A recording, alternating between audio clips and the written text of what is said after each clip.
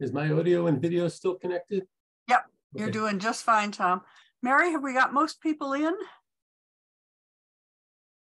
They're still coming in, but I will admit them as they arrive. Okay, that's great. So let me start out with some housekeeping as usual. I'm Trudy Peterson. I coordinate Village Voices for Capitol Hill Village. Welcome, everybody. Some of you have been with us before. Some of you have not. We're always glad to see new faces come to the Village Voices series. I want to take a minute to talk about what's upcoming. This is the first of the series of winter talks.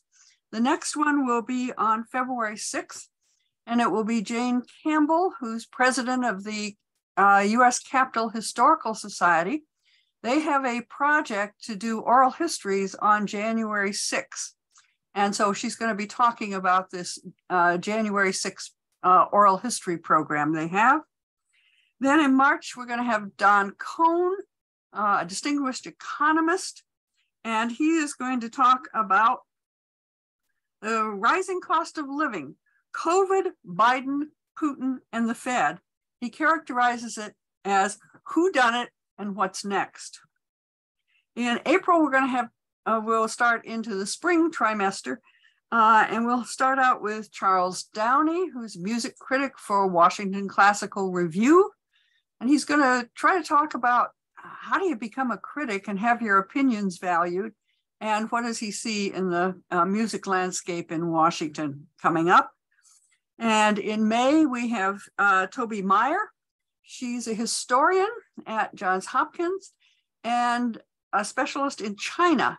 And she's going to talk about how China today looks at its history, which should be a really interesting conversation. And I have not yet got June figured out, but we'll let you know as soon as we have the whole list. But do put those on your list. And the next one is February 6th on a Monday, Jane Campbell and the January 6th Oral History Project. Okay, now, as many of you know, we ask you to put questions in the chat as we go along, especially if you think you're not going to remember the question until the end. So just write them down in the chat. Mary Bloodworth will be helping me watch for those questions, and we'll make sure we get to them at the end. With that, let me introduce Tom Dunkel. He's a local journalist, has had a lot of experience writing on various topics for a lot of different important news magazines and newspapers. Has a book out on baseball that we're not going to be talking about tonight. We're going to instead be talking about his book, White Knights and the Black Orchestra, which is about the Nazi dissidents. I'm hoping some of you have bought and read a copy of Tom's book. If you haven't, it's what they call in the book review world a good read. The pages turn fast and the chapters are short, and there's a hanger at the end of every chapter that makes sure we go on and read the next couple pages. I advise you not to start reading it at, say 11 o'clock at night. You're not going to get much sleep. With that though, Tom, let's start with your title. Lots of us know, I think most of us know what a white knight is, especially if we're talking about economics. And white knights trying to save corporations from being taken over. But I don't think those are the white knights you're talking about. And for heaven's sakes, what's a black orchestra? The title explains itself as you get deeper into the book. It resonates in a couple of ways. White knights, yes, the conventional meaning of white knights, but it also, and I'm trying not to give away bits and pieces of my own book as we speak, but it ties into a book that someone is reading while they are in prison during latter stages of the war. And the Black Orchestra was a slang term that the Gestapo used for people within the German government, particularly within the German military, who were suspected of treasonous activity. And there's a linguistic predicate to it. There was actually another group called the Red Orchestra, another smaller group of dissidents who, some of them had allegiances to the Soviet Union and communism, hence the Red. But the orchestra actually, it came about because radio operators, as they would tap messages on the radio, it evoked playing on a piano, and that's where the term came of an orchestra. But it was that shorthand expression that the Gestapo eventually hit upon to describe dissidents within the government. How did you happen to decide on writing a book on dissidents in Nazi Germany? Yeah, this was one of those long and winding roads. About 20 years ago, I had a friend here in Washington who was a assistant producer on a documentary about Dietrich Bonhoeffer. And I believe they were doing it for North Carolina Public Television. And her name is Kristen Fellows. And Kristen and I had lunch one day, and it was the first I had heard of Bonhoeffer. And for those who may not be familiar, he is a German pastor who became involved in the dissident movement in Germany and in the plots eventually to assassinate Hitler. And at that time, there had not been a real good biography about Bonhoeffer in English, so I thought about doing something then, and actually written a proposal and showed it to my agent, and then real life intervened in a way, and I was offered a job at the Baltimore Sun as a feature writer. So I was dithering whether I should do the book or take the Sun job. And I took the Sun job, and then one thing led to another. I eventually volunteered for buyout at the Sun and moved. I had stumbled on this baseball book with a New York Times article I was doing, and then got briefly involved in another project that didn't pan out. And I had this Bonhoeffer proposal sitting around. And in the interim, I felt that my background is in feature writing and in narrative nonfiction. And I felt it would be more interesting and more useful to write a book, partly about the secular Bonhoeffer. People will know a bit of his theology, and his reputation has been somewhat, I think, distorted in a way. But I wanted to put Bonhoeffer in the context of other people that he was involved with, some of whom were more deeply involved in the conspiracy than even he was. So I decided to do it as an ensemble piece about people in the resistance, focusing primarily on Dietrich Bonhoeffer and his brother-in-law, Hans von Doyani, who was an attorney in the Ministry of Justice and very active in the conspiracy very early on. I believe it was in 1933, Doyani started keeping what he called a Chronicle of Shame, which was his ongoing chronology of assorted Nazi transgression and misdeeds and abuses, and with the theory or the thinking that sometime down the road this may be useful in court in terms of prosecuting some people. And of course, that was a document that grew into an archive as the years rolled on, and was, of course, something that had to be handled very, very carefully. Only a few people knew of its existence, and had it ever fallen into the wrong hands, would of course been disastrous for Doyani and his family and Bonhoeffer and others. So there's Dietrich and Hans von Doyani sort of on that level one. And then below them, there was a couple of interesting characters. One of them is Wilhelm Canaris, was the head of the Abwehr, which was the military overseas intelligence in Germany. And Canaris is an interesting character, and I don't think anyone has quite fully figured him out.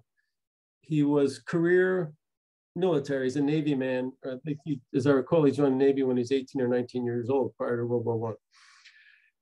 And certainly a loyal Nazi, and the Abwehr was doing a lot of the spade work prior to invading countries as we approach and enter World War II. But he also stocked the Abwehr with 20 or 30, 40 known dissidents and people who were involved in conspiracies to try to overthrow the government and assassinate Hitler. So he certainly had his feet in both camps, and at great risk to himself. Where his true heart lies, people don't know, but I think anyone taking that level of risk and doing what he did to make the conspiracy possible certainly had his heart, if not entirely his head, in the right place. But he's a very interesting guy. And then his second in command was Hans Oster, who was sort of the traffic cop of the conspiracy. He was sort of the center, the hub of the wheel of people who were involved in this conspiracy, different conspiracies. And then in the course of doing the book, it happens in magazine articles and it happens in books. It's akin to an actor kind of sort of elbowing themselves on stage into a more prominent role. I came upon a gentleman who absolutely fascinated me. His name is Pastor Harold Polchow. He was a pastor at Tegel Prison in Berlin. And by coincidence, he was a young liberal theologian. He studied under Paul Tillich in his university days. And by coincidence, he joins the civil service as a pastor in Berlin on April 1st, 1933, which was the day of the Jewish boycott, which was sort of the first real overt organized attack on the Jewish community, although it was something of a failed boycott, but that was at first kind of the government being very overt about what was going to be an increasing persecution of Jews. And Polchow's ministry tracks with the evolution of the Nazi government. And what happened is that his role increasingly became ministering to prisoners on the night before their execution, and even attending some of those executions until I think it was in 43 when he was banned to actually go in the execution chambers anymore. But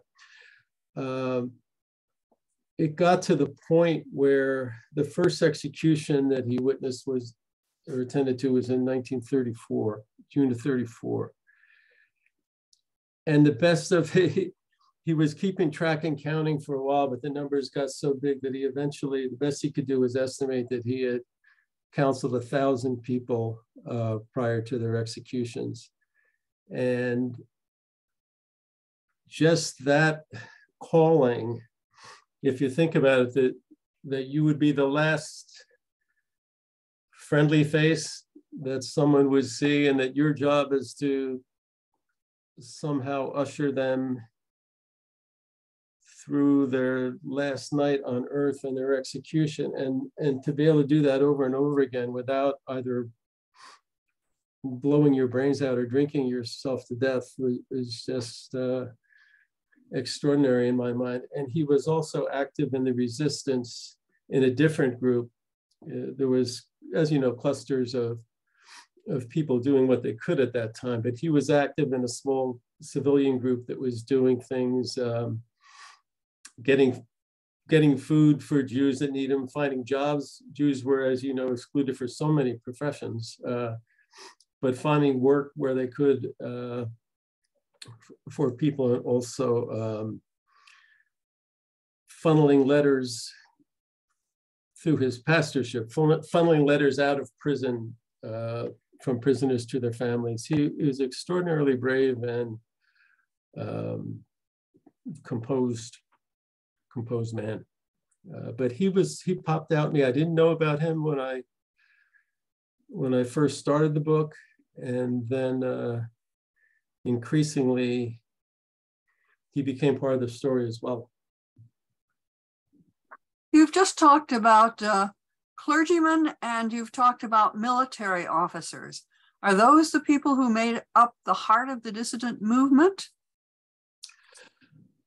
Well, the dissident movement, again, and there was not, and for obvious reasons, being the dangers involved and how difficult it was to communicate, there was not an overarching organized conspiracy. There was clusters of them. The one with this group that was centered at the Abwehr would certainly be considered the largest and the most successful, if you would. There were other small groups around. So there's, among those in the group that I'm focused on, and the, against all the outgrowth of these gentlemen, the Abwehr, was primarily military people, some government people who are not in the military per se, and then just a smattering of civilians. And Dietrich Bonhoeffer at one point is brought into conspiracy by his brother-in-law, Hans Danyani, for two reasons. Bonhoeffer, through his church work, he was very active in the ecumenical movement. And he had also done a pastorship at two churches in England prior to the war.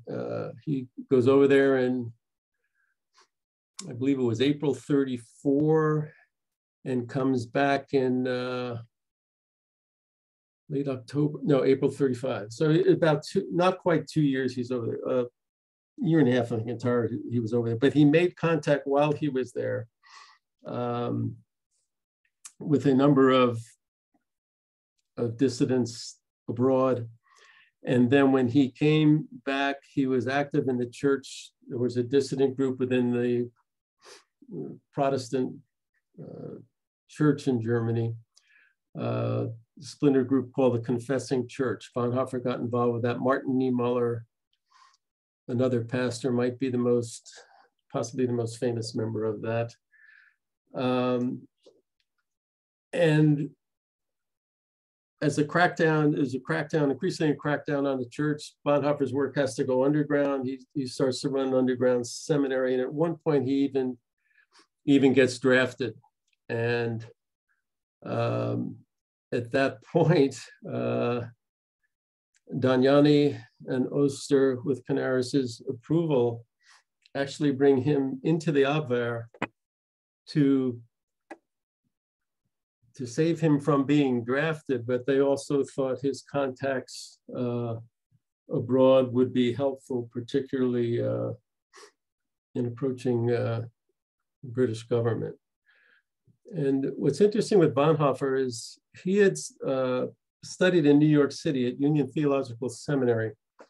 Went over there in September 30 through the summer of 1931. He was a brilliant scholar. As I recall, by the time Bonhoeffer, before he was 24 years old, he had his undergraduate degree, a master's and a doctorate. And he was too young to be ordained in Germany at that time. I think you had to be 24 or 25. So he did a year postdoctoral fellowship at Union Theological Seminary in New York City, and goes back in that summer of 31. He later gets an opportunity through his contacts at Union Theological Seminary to go back as the war is approaching. And September 39, Germany winds up invading Poland, which is essentially the starting gun of World War II. That summer, Bonhoeffer got invited back to New York City, and they were doing this to protect him. And he came back to New York, and he only stayed about a month because his feeling was he had an obligation to members of this underground seminary he was operating over there. And then also his feeling was that he couldn't play any kind of a part in the reconstruction of Germany after the war if he hadn't stayed in Germany during the actual heat of the war. So he was in a position where he essentially could have sat out World War II and protected himself. But his conscience didn't allow him to do that. That's a long, meandering answer to your question. You know, many of us know the story of the 1944 attempt on Hitler's life with the bomb in the briefcase that didn't kill him. But you talk about repeated coup attempts that at the last minute had to get pulled back.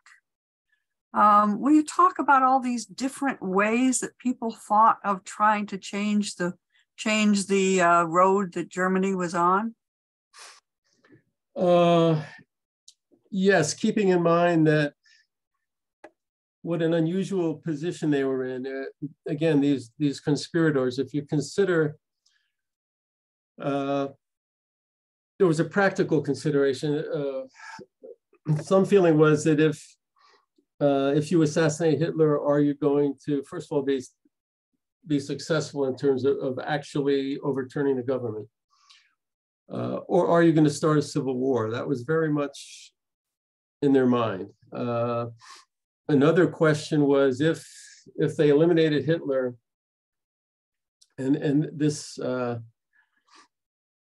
was an object of their contacts particularly with the British government for years throughout the war.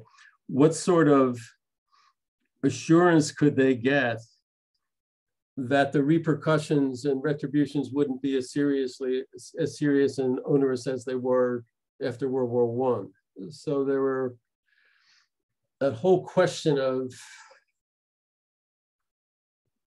just how practical is it. There was also, there were some members had moral issues of whether assassination was the right road, or do you find some other way to sort of, with pressure from military generals, as ridiculous as that sounds in retrospect, but was there a way to sort of shunt Hitler aside without murdering it?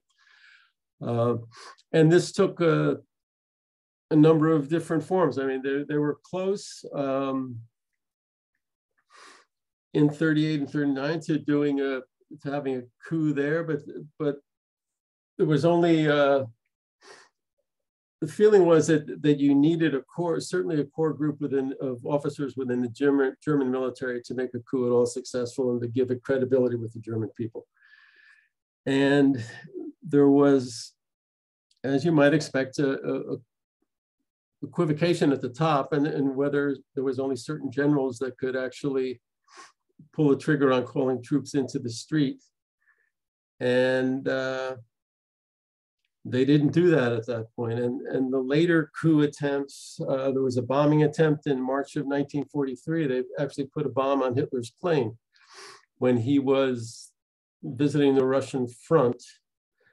And that failed because the timing mechanism of the bomb, they got it on board the plane, but the temperature was so cold in the hold of the airplane that the bombing mechanism didn't trigger. There was another attempt shortly, a couple of months after that. They tried again when Hitler was making a public appearance at the Armory in Berlin. And there's question at that point whether that was going to be a suicide bombing attempt. And Hitler was reviewing an exhibit at the Armory, an exhibit of war armaments that had been captured. And it's uncertain whether it's doubtfully was tipped off, but he was supposed to spend about 10 minutes in the Armory. He wound up spending about 2 minutes in the Armory and truncated his visit, and the person that was going to trigger that bomb never got close enough to him. The 44 attempt was the most successful, if you would, but it was sort of an incremental. These were all steps in these different attempts, and by the time of the attempt in the von Stauffenberg attempt in 44, a lot of the principals of the conspiracy by that point had been arrested, and actually von Stauffenberg was sort of inherited the role of a conspirator, because by then Oster was in prison, by then Dognani was in prison, by then Bonhoeffer was in prison, and by then Canaris was considered a suspect commodity within the government. So there's all of these spinning wheels of conspiracy going on at the same time and getting different levels of traction. And then within those conspiracies, there were sort of minor acts of resistance against the government, or efforts to get people out of the country. For example, what got Bonhoeffer and Dognani wound up getting them in trouble and arrested was an attempt to get a group of Jews out of Germany, and these were all people that had direct connections with Canaris or Bonhoeffer, friends of friends. And it started out with just 7 Jews, it grew to 14. And the plan was designed primarily by Dognani and Oster. And the strategy they settled upon, which sounds somewhat comical in a way, was they were able to convince Himmler, who's in charge, Heinrich Himmler was in charge of the SS, and I don't know if that early stage if Hitler was aware of it, but what they did was they said, listen, we're going to send a group of Jews abroad as Abwehr spies. And of course, what they were doing was just using that as a cover to get them out of the country. And Dognani was a very interesting man, and in many ways, I think of him as sort of the conscience of this conspiracy. And he felt an obligation to help these people as they were getting them into Switzerland. And he didn't want to just, of course, they would have to leave everything they had behind, basically get out of the country with just a suitcase or so. And he didn't want to just dump these people abroad. So they actually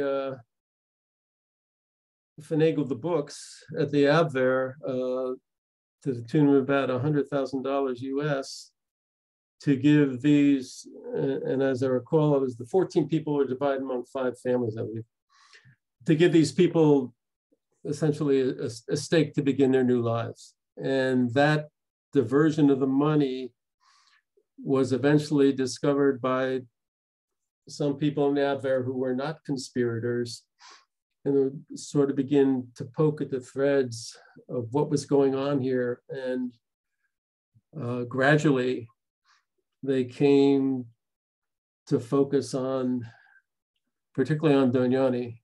And in April of 1943, that's when Dognani was arrested.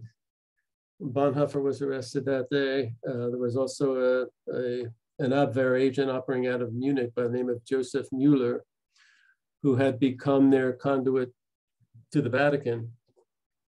He was arrested that day as well. But if they had not gone that extra step to help those people get out and to compensate them in a way for the life they were leaving behind, I don't know how much longer they could have escaped arrest, but that was kind of the beginning of the unraveling of the conspirators within Abwehr. Did they have contact with the military or civilian governments of any of the Allied countries? Yes, they did. There was a lot in Britain. Here's an interesting little tidbit that came out after the war. As I recall, this was in 1947. Alan Dulles had been the OSS, the Overseas Strategic Services, which is sort of our precursor of the CIA, our kind of espionage arm during the war, intelligence arm during the war. He was a station chief in Bern, Switzerland. And he had made contact, or rather the Abwehr made contact with him through a couple of different people. But after the war, in 1947, the US government is thinking about whether they need a permanent intelligence apparatus.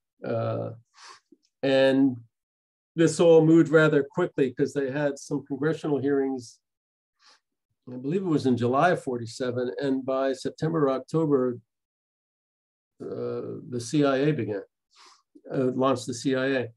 Dulles testified in favor of having a permanent intelligence agency. And during his congressional testimony, he was talking about how he had made contact with people within the Abwehr, and refers specifically to Wilhelm Canaris and Hans Oster. And he said at his hearing that they had funneled to him information about the German V1 and V2 rocket programs. And I'm going to mangle the name of the military base. I believe it was called Peenemünde or something, this base where they were doing that V1 rocket work. And the Allies bombed it a series of times. And Dulles' contention was that that set back the V1 and V2 rocket programs for a minimum of around 6 or 9 months during the war. That's a fairly significant amount of time to have gained. So there was those sort of contacts and connections. Pope Pius XII was a conduit to the British government. He was working through the British ambassador to the Vatican, passing messages between the Abwehr and the British government. So there was those sorts of contacts. Not direct military contact was infrequent at best. I mean, there was some diplomatic contact. The official position of course, the British government and the US government was unconditional surrender on the part of Germany and the Axis powers. So much of the dialoguing was, again, this kind of desperate attempt by conspirators in Germany to get some sort of assurance that Germany was so crippled by the terms of the Versailles Treaty after World War I, that there was this desperate attempt to see what sort of conditional guarantees could they get from the Allies, because that was significant in terms of getting German officers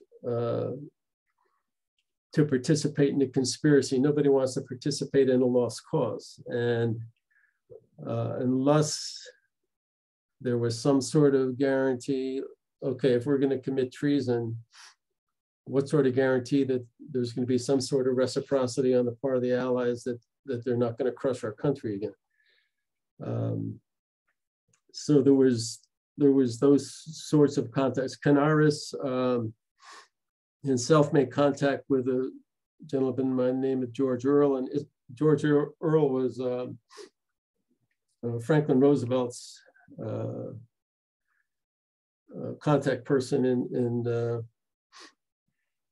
in Istanbul, and Canaris met with him directly at one point during the war and made a direct appeal, listen, what can we get any kind of guarantee from Roosevelt to kind of back off on this unconditional surrender?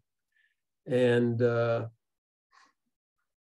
George Earl sent a diplomatic dispatch after that meeting, but as far as we know, there was never any, it never went any further than that. There was no response from Roosevelt. At that point, the Allies were pretty locked into unconditional surrender terms. So you've got a 6 to 9 month advantage out of the bombing in Peenemünde. But other than that, did all of this effort, all these brave people risking their lives, did it make a difference? It's interesting. There was a number of people in the Bonhoeffer family that were involved in the conspiracy. Several of Dietrich Bonhoeffer's brother and another brother-in-law was Emmy Bonhoeffer was the wife of Klaus Bonhoeffer, who was an attorney with Lufthansa, who also became involved in the conspiracy. And after the war, she cogitated on that herself, where she said, so much, again, speaking of their own family sacrifice, so many people lost their lives, was it worth it? And one of the points she made was that people of conscience felt they didn't have a choice. So you do what you have to do when the stakes are that high and you feel you're in a position of having to do something. And it's hard to measure. There were certainly not just those Operation 7 Jews, there was other Jews that they got out of the Netherlands. There were several hundred of them in the Netherlands they got out under this guise of being Abwehr officers. It also, anything you do that, in the words of Hans Oster, involved throwing sand into the machinery of government helps. And they were leaking invasion dates. There was, and again, this is a situation where it's hard to prove the effect. But at one point, Hitler, as you know, was considering invading Great Britain. Whether it was deliberate or not, we don't know, but Wilhelm Canaris, his estimates of British war preparations were far beyond the state of British war preparations at that time. And there's some thought that may have dissuaded Hitler from his invasion of Britain, and that in turn may have caused him to make his disastrous decision to invade Russia in June of 41, as I recall that was. So to measure those things, it's very, obviously they weren't successful in killing Hitler. What sort of impact or again delays, that's up to historians beyond my capabilities. But I was interested in the sort of individual moral dimensions of this, and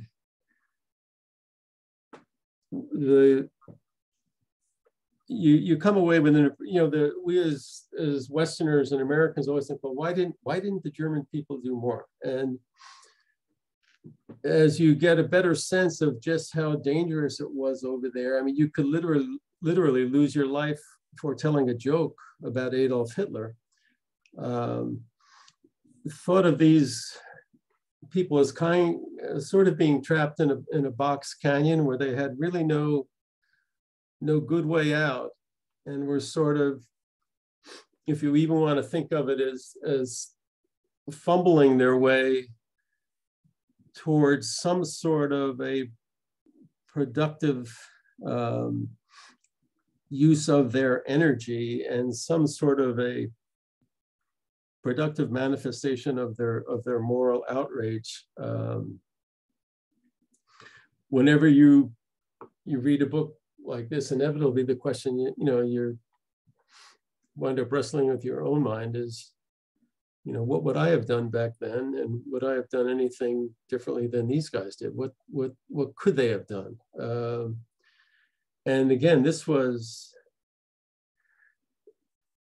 there was no question that all these guys knew that they were laying their lives on the line for this, and that and it's no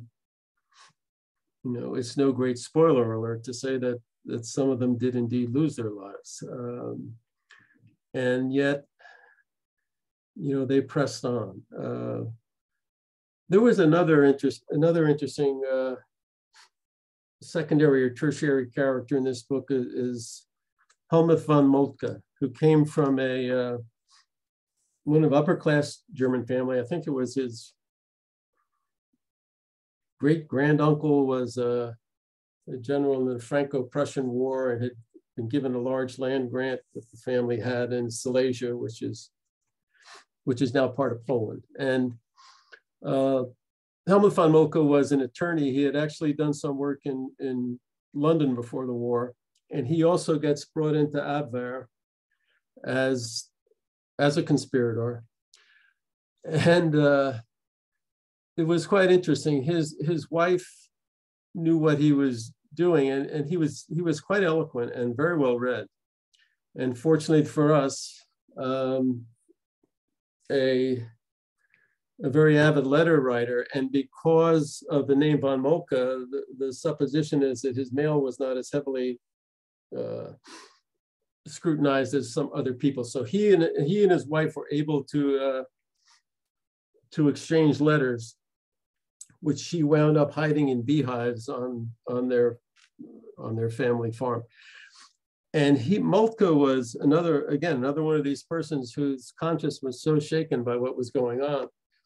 And during the German invasion of the Soviet Union, he would be, through his job at the Abwehr, he was seeing battle reports in terms of casualties and all this. And so one day he's sitting there, and it was something on the order of, oh my gosh, I can't recall if this is a weekly casualty figure now that I think about it, but there was 15,000 Russians killed and 10,000 Germans. And he broke it down into how many were being killed in a day, how many being killed an hour, how many being killed per minute. And he had a garage apartment in Berlin where he was staying while his wife was on the family farm. And he wrote to her one night and he's saying, how can I sit here drinking a cup of tea, in my flat, knowing the numbers I'm seeing and the carnage that I'm privy to, and what are people going to say to me years from now in terms of, well, what did you do at that time? And he, again, he plowed on, and much to his own risk and detriment. Let's let our participants in. We've got one question in the chat I can see.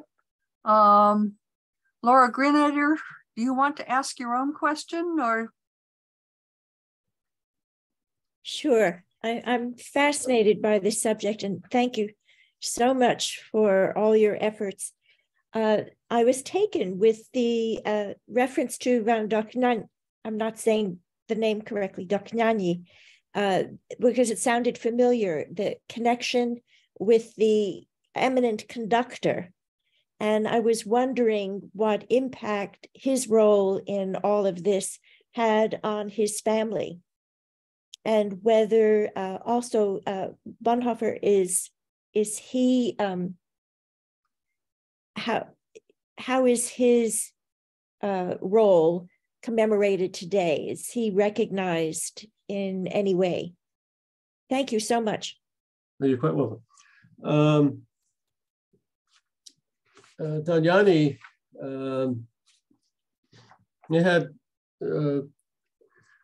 they had 3 children, and I'm, you know, I again, how much, I don't want to give away too much of the book here, but one of his sons, Klaus von Danyani, wound up serving in the German parliament for some time. But Christoph was actually, he was a source of mine on this book, and sent me a very sweet email a couple of weeks ago. There was one point, actually, it was an original chapter ending I had to this book, which I wound up changing because I didn't like it for a couple of reasons. But in that last chapter, because I was dithering with myself,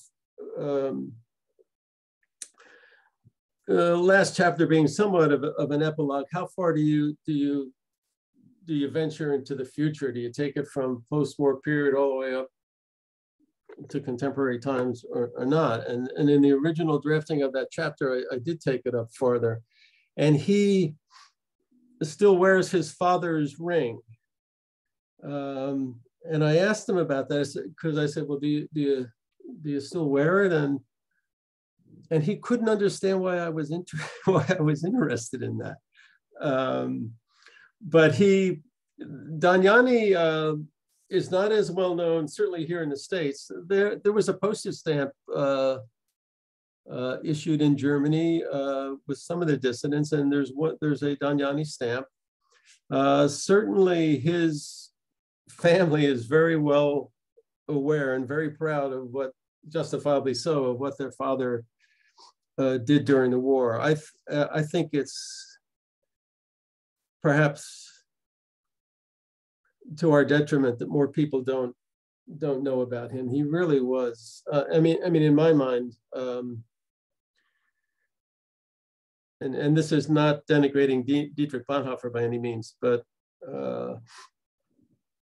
Hans Danyani's activity in the conspiracy and the resistance was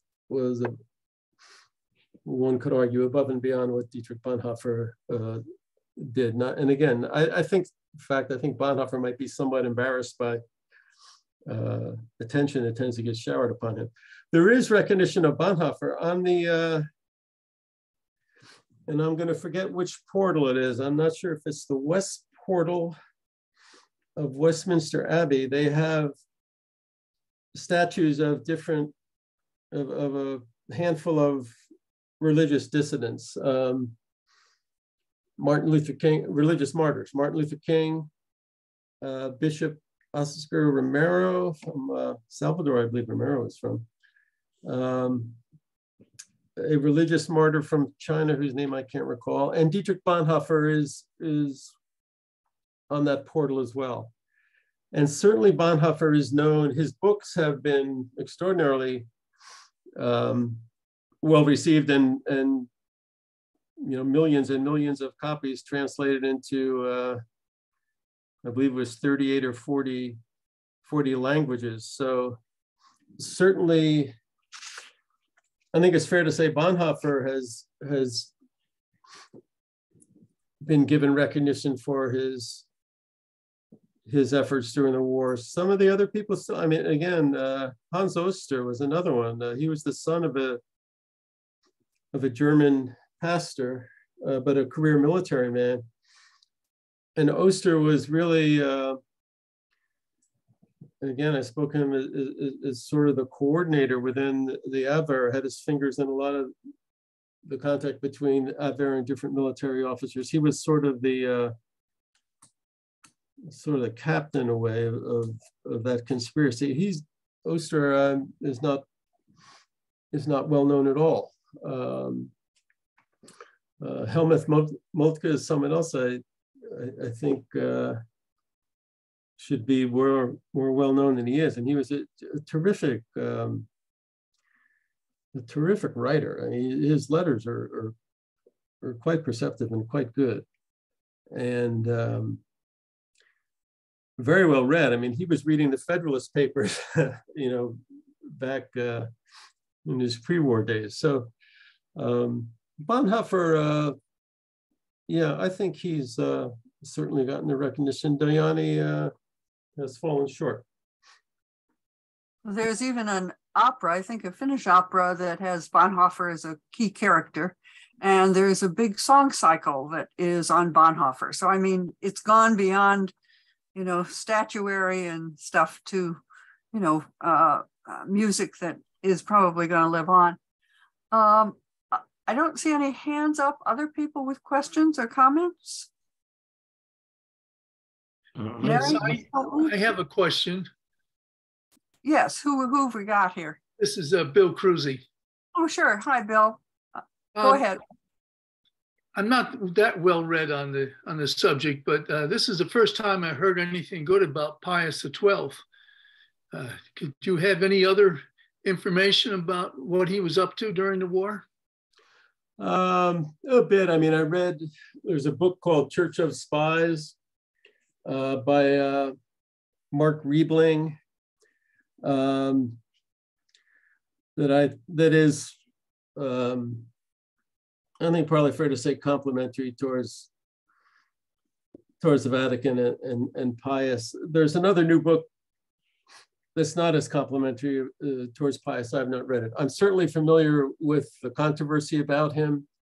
What is unequivocal is that he was doing within his guidelines. He did not want to have, again, any direct contact with the Abwehr. He would not speak directly with anyone from there or accept any messages directly from them. But he was passing messages to the British government through the ambassador to the Vatican, and those messages were certainly getting into the hands of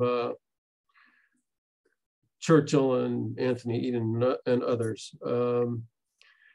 Certainly, there's, as you know, the question of how much more could he have been doing or should he have been doing? And he was of interest to the Abwehr because prior to ascending to Pope, he had been the and he was in Munich for years as the Vatican representative there, and knew, indeed, it had contact with some of the cast of characters in the Nazi government. I was just going to comment that it's quite remarkable that Germany is now sending weapons, tanks, to the Ukraine to fight an authoritarian government. History moves in funny ways. Yes, it certainly does. There's no question about that. And the whole, the whole resurgence of fascism in the world right now, it's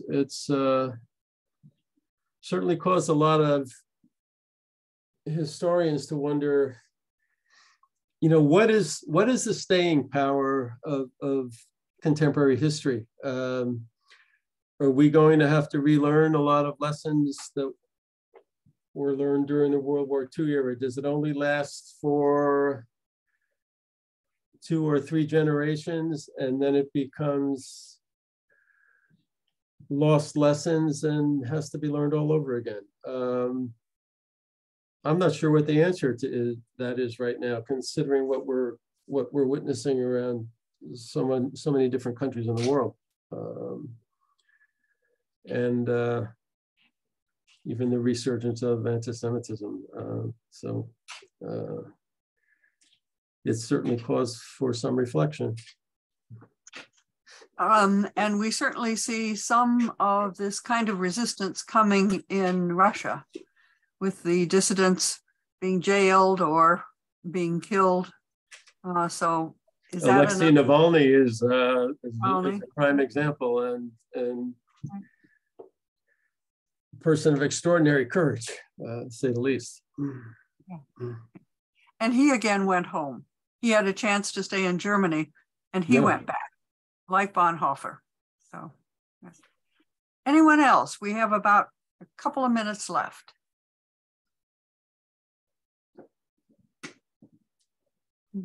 No? May I ask another question? Sure. I'd be curious what surprised you most? What you learned that surprised you most? During the course of researching and writing this book? Yes. Yes. Well, I think what I alluded to, one was, as much as you know, most of us know German history in that era, as you spend a couple of years reading about it and dipping into the archives, just how god-awful dangerous it was. Again, I was stunned by how easily you could be executed in Nazi Germany for the most foolish things. And I alluded to a joke. There was a woman who there was what they called the People's Court, which was a court that Hitler instituted, originally for to adjudicate acts of treason. And there was a woman who had been turned in by one of her co-workers. Of course, she told what is really a pretty awful joke, which is Hitler and Goering are standing on top of the radio tower in Berlin. And Hitler says to Goering, "What can I do to help our people?" And Goering says, "Well, why don't you jump?" That's not a real knee slapper. But she was reported and brought before the People's Court. And she made the argument that, her husband had recently been killed on the Russian front. She was under a lot of stress. She didn't mean to say what she said, which of course had no effect. And she was sent to the guillotine and dispatched. So just the sheer level of the fear factor over there. And then what surprised me was some of the things that people were doing. And as I mentioned before, the person that stuck with me was Harold Palcho. I had never heard of him before at all. And his son is alive and living in the States now. He lives in the Dallas suburbs and was a source on this book. And I guess I'm just, first of all, just the odd position he was in.